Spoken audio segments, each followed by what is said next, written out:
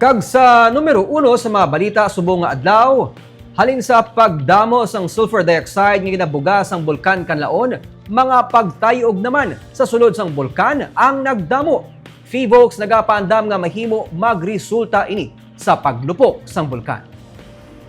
Kay nasang aga sa nagpagwa sang advisory ang Philippine Institute of Volcanology and Seismology sa hinali nga pagdamo sang volcano tectonic quakes ukon pagtayog nga na-monitor sa bulkan Kanlaon nga naglabot sa 64. Yara sa 2.8 ka kilometro ang kadalumon sang hinalinan sang pagtayog sa western section sang bulkan.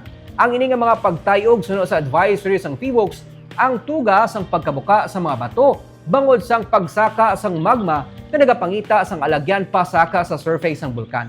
Sang kahapon, yara sa 7,087 tons ang ginbuga nga sulfur dioxide sang bulkan. Sang Lunes, nagsaka ini sa masobra 10,000 ka tonelada. Antas ang June 3 nga eruption sang Kanlaon, mayara lang sang masobra sa 1,000 ka mga tonelada. Pagkatapos ng paglupok, nag-average naman ini sa masobra 4,000 ka tonelada. Suno kay Marie Andeline Quintia, ang resident volcanologist ng Fivolks sa La Carlota, mga patimaan ini sang posibilidad sang paglupok sang bulkan. Ini man ang rason nga nagpagwa sila sang advisory para mapahibalo ang mga pumuluyo. Pwede na din siya mag-deep into an eruption. So, syempre, amo na nga gag-release kita sa mga amo nga advisory. Kay